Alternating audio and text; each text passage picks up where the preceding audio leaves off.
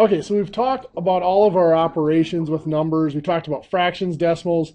Last week we talked about our solving equations and stuff like that. I want to review a few things. Just some of the topics that typically give us problems. Starting with this one. Of course, what does that mean? 8 cubed, or 8 to the third power, and how would we calculate it? 8 times 8 times 8, or 512. Now, on something like that, it wouldn't be bad to enter in your calculators 8 times 8 times 8. But something like 2 to the 11th, that'd be a tough one, trying to keep track. Did I hit 2 twice, or 11, or 12 times, or 10 times? We don't want to try to type that in as 2 times 2 times 2. So on your calculators, you'll have one of two keys. You have one like this called the caret key. Most of you, if you have the TI-30 with the two-line display, that'll be on the left side, about halfway down. Or you'll have an X to the Y key, or possibly an X with a little gray box there key. That's the power key. If you have a one-line display TI-30, that's usually on the right side, about the second or third key down from the top. To enter this in as 2 to the power of 11. You'd hit 2, enter that key, then type in the 11, and it should spit out 2048. Everybody get to work? Okay. Well, just for fun, let's see if you can beat me. 5 to the power of 6. 15,625. Cool. Good deal. But when we're working with those powers, we also talked about working with integers or negative numbers. Now, if you recall, if I have a negative 8 times a negative 4, a negative times a negative will give us a positive result. 8 times 4 is 32. So if I have a negative 5 squared, that should give me, well, negative 5 times negative 5 will be a positive 25. But try to enter that in your calculator once. See what happens.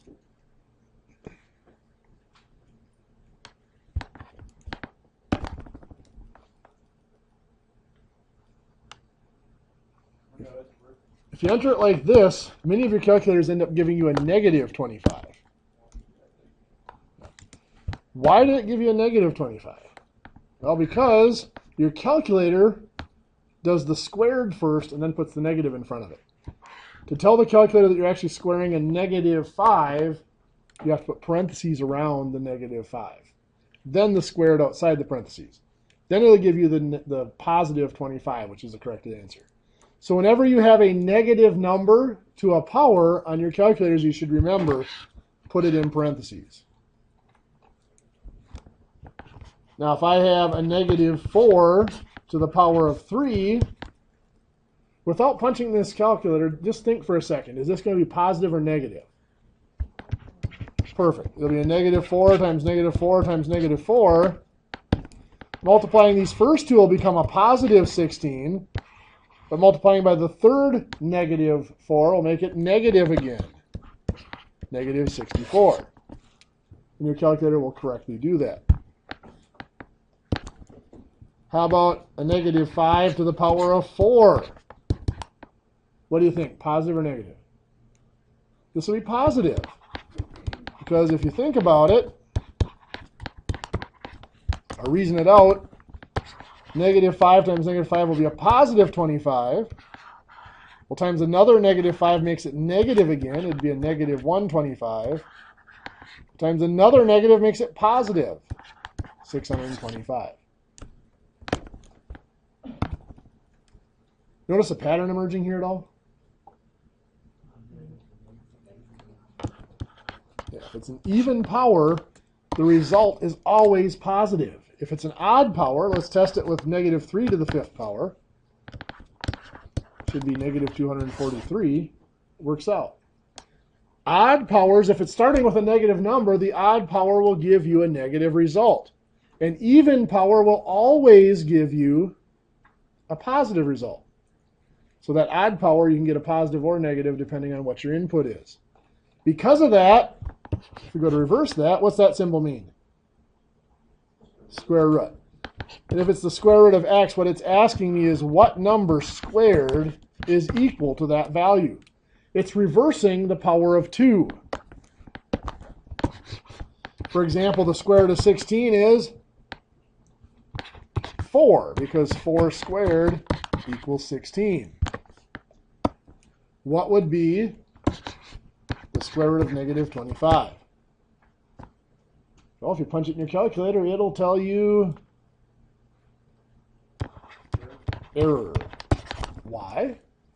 Well, what number squared gives you a negative 25? Well, the answer is nothing, because anything squared is going to be positive. So we cannot square a number and get a negative result. Therefore, we cannot take the square root of a negative number. Now, most of us have only seen square roots, and in most business application, that's all you need. But there are other roots other than square roots. That symbol means a third root. What that's asking is what number to the power of 3 equals whatever's in the symbol. For example, the cubed root of 8 would be 2, because 2 to the third power equals 8. Likewise, 5 to the power of 4 is 625. So therefore, the fourth root of 625 better be 5. It's just reversing the powers. But because of what we saw with our powers up above, we said we can't take the square root of a negative number. Can we take the third root of a negative number? You bet we can, because when we go to a third power, it's possible. An odd power, it's possible to get a negative answer. That's just going to be negative 3. How about a fourth root of a negative number? No, because anything to the power of 4 is going to be positive. So we cannot take a fourth root of a negative number. Now, with all that said, just a little side note. Somewhere along the line, I'm just doing this for completion. You don't have to write this down. Somewhere along the line, somebody decided it would be really neat if we could take the square root of a negative number. But in real numbers, it's not possible, as we just saw. And for our purposes, it's not possible.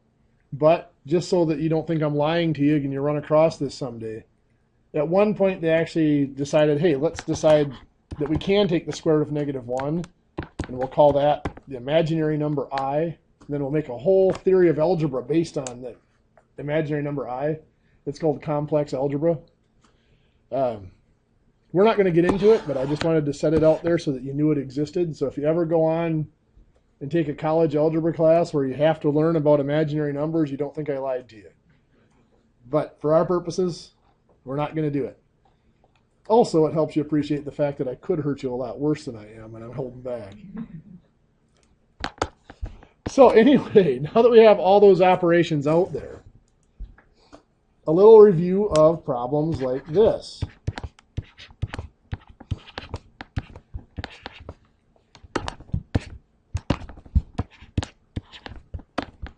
On a problem like this, what would I do? Okay. Yeah, a lot of people look at these and there's a lot of confusion. A lot of people want to try to approach it going left to right. 5 plus 7 is 12 and so on. But that wouldn't be correct. If you recall, we've defined something called order of operations. And what that does for us is that when we have a generic problem like this with several operations to do, it gives us levels of priority. Now, a lot of people think the order of operations are steps to solving a problem. That is not true. They truly are simply levels of priority. Telling you what is most important and then what's least important. So our first level of priority, something called enclosing symbols. Many of you in algebra class or pre-algebra class probably just heard those called parentheses. Parentheses are the main enclosing symbol, but there are others. Second was the exponents. Exponents, of course, make up what we're just talking about, powers and roots. Third level of priority is multiplication. Now, since we've talked about multiplication and division being the same operation, of course, that includes division. And the final, lowest level of priority is addition and subtraction. So in a problem like this, we have to check the levels of priority. Are there any enclosing symbols? No, there are not. Are there any exponents? Yes, the 4 squared. That's even though it's at the end of the problem, that's the first thing that has to be done. So we're going to take the 4 squared, it becomes 16, and everything else in the problem stays unchanged. Now we still have to go through our levels of priority. Are there any other exponents, powers or roots? No. So now we go down to the third level. Any multiplication or division? Yes. 7 times 3. We're going to take out the 7 and the 3 and replace it with 21. And again, the rest of the problem stays unchanged. Any other multiplication or division? No. So now we have addition and subtraction. Well, we have one of each. And when we have more than one operation on the same level of priority, we work left to right, just like reading a book. So we're going to do the 5 plus 21 is 26.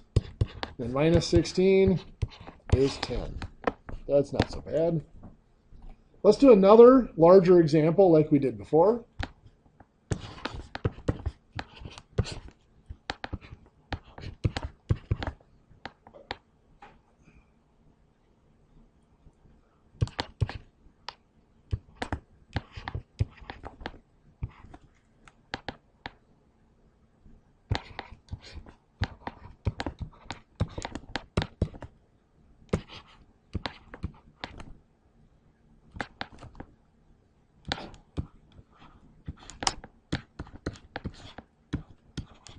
There.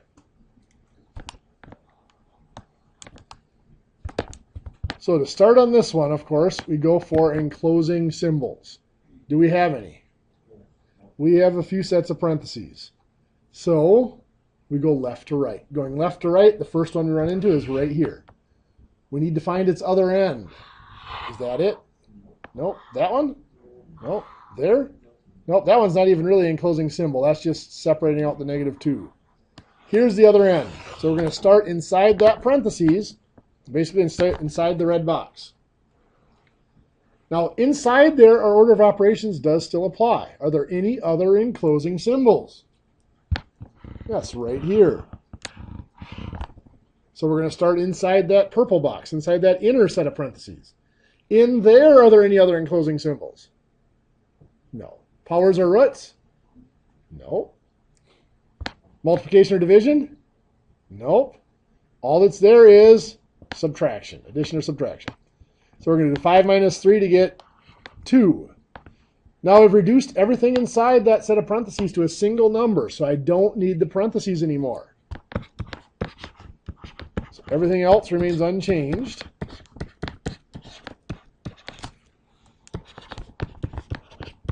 Except for one little thing that we do have to change. Right here, the 6 was in front of the parentheses with no symbol there. It's implied that that is multiplication. So when I take out the parentheses, I have to put in that multiplication symbol so that we don't get confused. Now that that enclosing symbol is done, we look for other inside the red box there again. Let me redraw the red box. Are there any other enclosing symbols? Well, we do have this parentheses here, and we do have to check it. Is there anything to do inside that set of parentheses? No, there's not.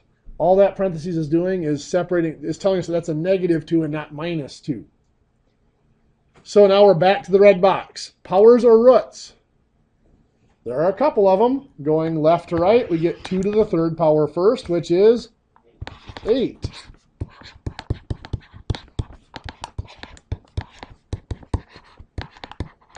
So we replace the 2 to the 3rd with 8, and everything else remains unchanged. Next, we have Square root of 25, which is 5. By the way, it could also be negative 5. We just tend to ignore that possibility because negative 5 squared could also be 25.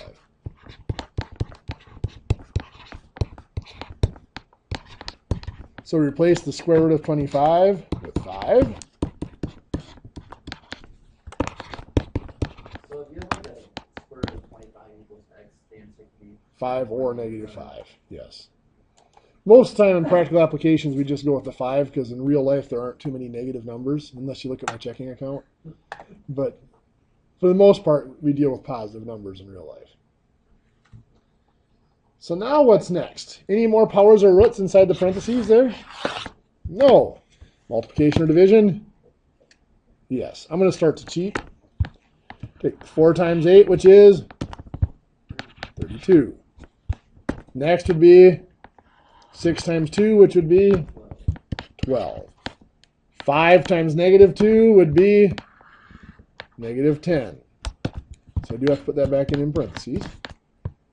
No more multiplication or division, so we are back to doing just addition and subtraction. 7 plus 32 is 39.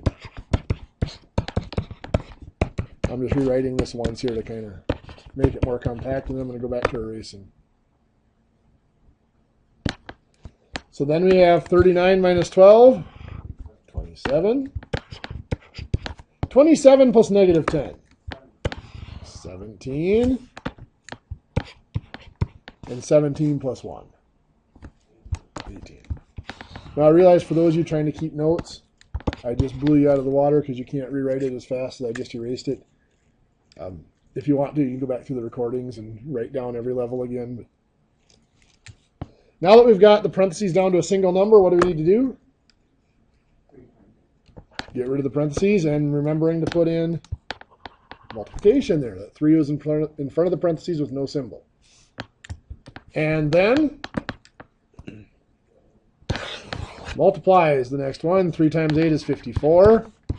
So 8 plus 54 minus 3. And then we can do the addition and subtraction left to right. 8 plus 54 is 62. Minus 3 is 59. The mistake I will see most commonly on this problem is so many people will want to jump in right away. So 8 plus 3 is 11. You'll notice adding the 8 to anything was close to the last step. Because when we look at this number, we can't add 8 to the 3 because the 3 has two things happening to it. It is being added, but it's also being multiplied. And order of operations says the multiplication has to happen before the addition. So that 3 has to be multiplied by whatever it is here before we can add it to the 8. Well, another type to review here.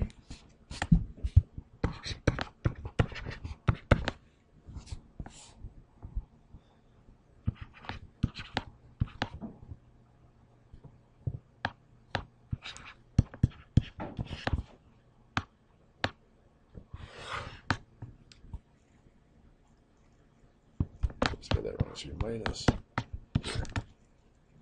So that over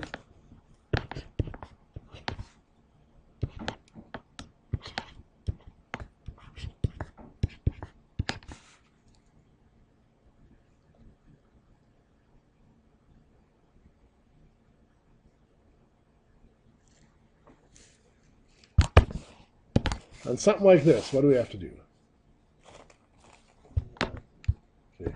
What's this symbol across here mean? It means divide. It's called a fraction bar, and it is telling us to divide, but it's also an enclosing symbol. I said there's more than just parentheses for enclosing symbols. Here's one of them.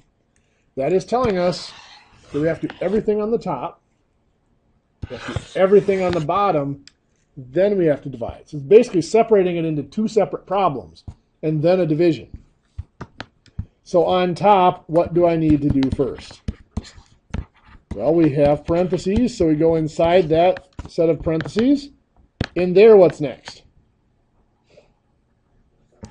5 squared is 25. Then what? Careful. We got to make that a 24. Multiply the 6 times 4. And then subtract them. We get 1 in the parentheses there. So technically we don't need the parentheses anymore. They're gone. 7 times 3 is 21. Minus 1 is 20. So the whole top of this becomes 20. On bottom, what do we do first? 7 squared is 49. And then multiplication. 6 times 7 is 42. And then 49 minus 42 is 7, plus 1 is 8. So the whole bottom reduces to 8. So we have 20 divided by 8, or 2.5. Decimal on purpose? You can make it like a 20 over 8, which will reduce to a 10 over 4, or 5 over 2, or 2 and 1/2. Yeah, you do that. If you're reducing, do you want to do 1/2 or do what? If it's in my math lab, it'll tell you whether it wants it as a decimal or a fraction. On a test, I don't care. Either way is acceptable. Did I show you guys how to use the fraction key last week on the calculators? Okay, I thought I did. Something like this even, if you divide it out and you get a really ugly decimal, let's say that was something like 27ths instead of 28ths. You divide that out, you're going to get a really ugly decimal like 2.85714,286 approximately. It actually keeps going. If you don't want to express your answer as a decimal, or you need to express your answer as a fraction, you just use that fraction key on your calculator and just instead of doing 20 divided by 7, you do 20 ABC 7 and hit equals, and it'll give you 2 6/7.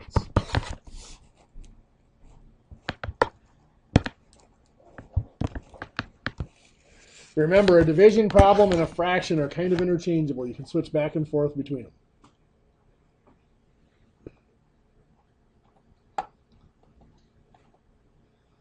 Okay, well, our next step, our next topic, we're going to start talking about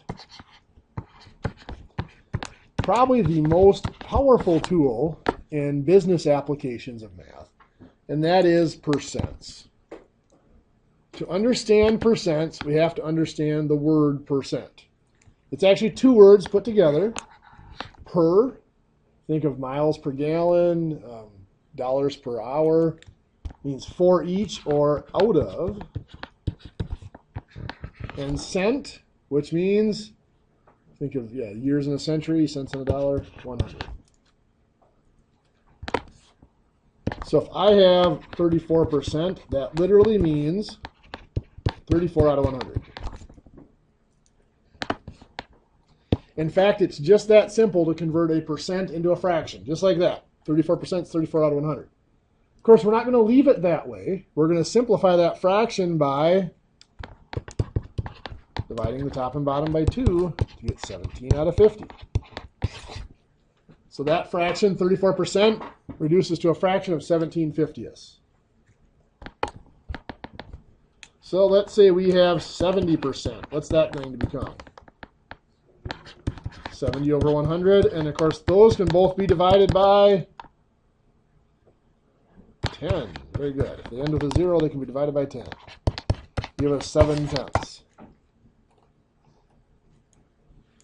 Or if we have 225%, what's that going to become? 225 over 100. Perfect. Now we notice that that is an improper fraction. The reason it's improper is because our percent was bigger than 100%. 100% is equal to 1. It's one whole thing or one whole object. 100% always represents either the starting amount or the initial value or the whole amount, the complete amount. So this is more than 100%, so it is more than one complete thing. We're going to handle that just like any other fraction that we're making into a mixed number. 100 goes into 225 how many times? 2 with 25 left over. Now, of course, the 25 over 100 can still be reduced. Both of those can be divided by 5. Would give me 5/20ths. Are we done? No, they can still be divided by 5. Give me 1/4. Now are we done? Say no. What do we still have to do? We got to remember the 2 up here. 2 and 1/4. What if we have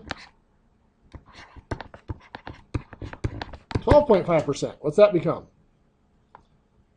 Well, we're not going to break our pattern. It is still 12.5 over 100. But we don't like having decimals within our fractions. How do we get rid of the decimal? Well, we can multiply the top and bottom of a fraction by the same number. Since it's just one decimal place, if we multiply by 10, it'll move the decimal over, get rid of it. If it were 2 decimal places, we'd have to multiply by 100. Perfect. 12.5 times 10 is 125. The decimal point's gone. 100 times 10 is 1,000. And now, of course, both of those can be divided by 25, giving us 5 over 40. Of course, they can still be divided by 5. Give us 1/8.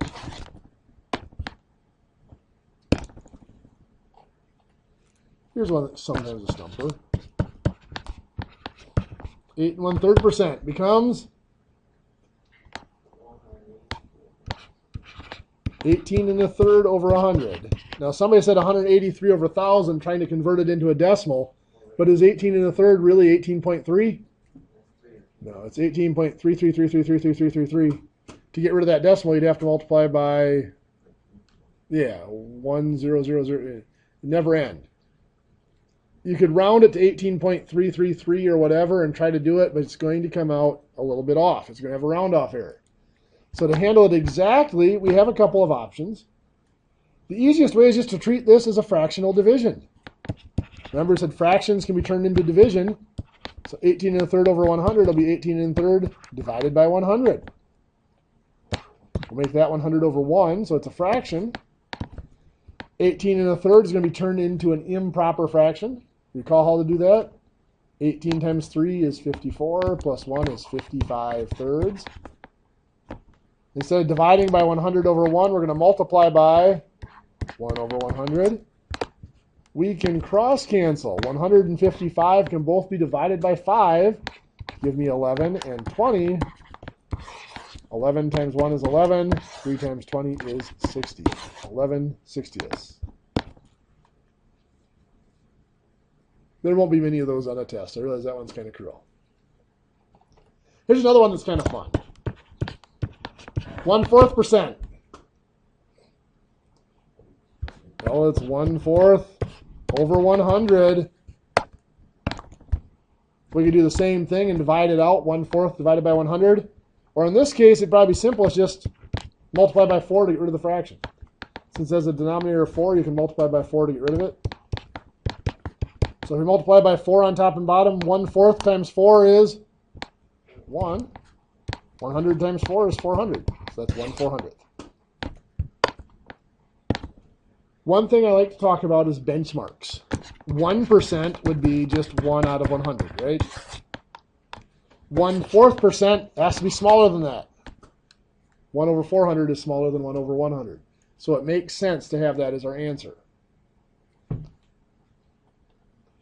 Of course, another common benchmark, 10% is 10 over 100, or 1 out of 10. So I use that one as well. The 1/10 for 10%. Other percents that are near it, like 8% or 12.5%, like we did up above, they better be close to 1/10, or a little bit more, a little bit less, depending on where they stack up. Let's look at turning our percents into decimals. We said that 34% was 34 over 100. Well, to turn a fraction into a decimal, we just divide. It'll be 34 divided by 100, which would be 0.34. So changing these percents into decimals, all we're doing is dividing them by 100. When we divide anything by 100, all it does is, perfect, moves that decimal place over 2 spots. So 67% as a decimal would become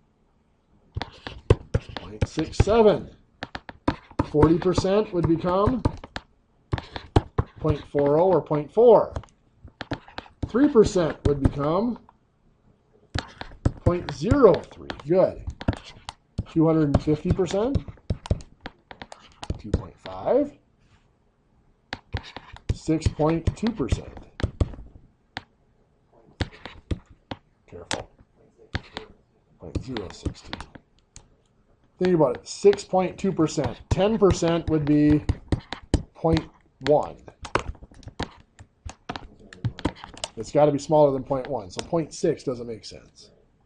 Along that same line, 1/4% is a decimal. There we go. A lot of people want to say 0.25.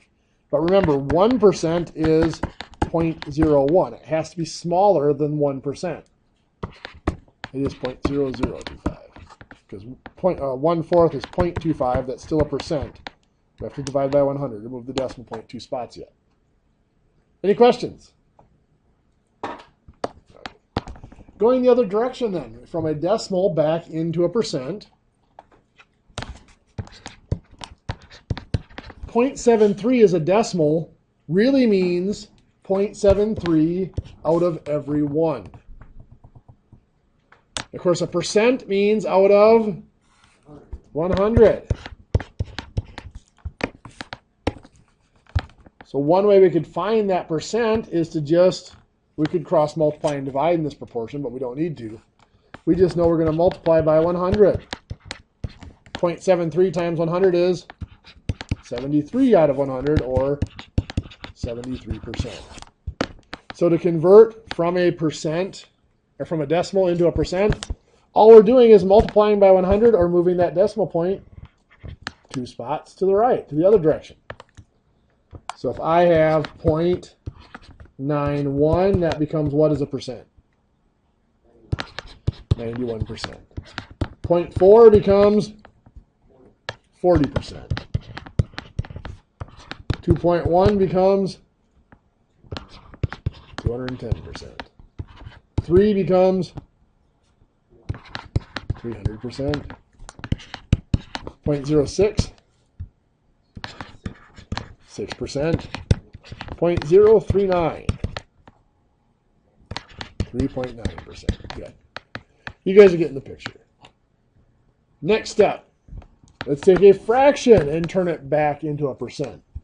We're going to start with one we know. 3/4, of course, everybody knows that is 75%.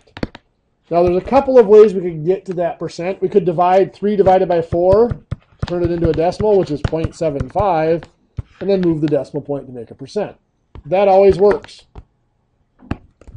But our percents aren't always nice and neat like that. We might have, no, what do I do? 2/7. Well, to make that into a percent, 2 divided by 7 is 0.2857143, approximately. So that becomes a very ugly percent. It'll work out. Move the decimal point over, 28.57%, round it off to whatever. Typically what we do when we have fractions is we look at them like this. We set them up in a proportion, kind of like we had those couple of equations that we had questions on in the homework. To find the missing percent, if you think of that as being x, it's cross, multiply, and divide. 2 times 100 is 200. Divided by 7 is 28.5714286, so just 28.57% if we're rounding to the nearest 100th percent. You're doing the thing with the buttons on here. Yep. And you get that 0.2851. Yep. Just go over 2. Yes. All of you have a percent key on your calculator. I will warn you against using it. Every percent key on each calculator works differently, and it works differently depending on what operation you're using. I'm not a big fan of the percent key. We'll teach you ways to get around using the percent key. I've seen the percent key cause a lot of mistakes, just because it works differently depending on whether you're adding or multiplying. So it's kind of a pain. So let's say we have 5/8. What's that going to be as a percent? Well, we'll make it blank over 100. 5 times 100 is 500. Divided by 8 is 62.5. So 62.5 out of 100 is 62.5%. What do we think? Having fun yet? No? Okay, I don't blame you. Okay, well, this is probably a good point to take a break, even though it's a little early. Let's try to come back. We'll start lecture again at 6:25.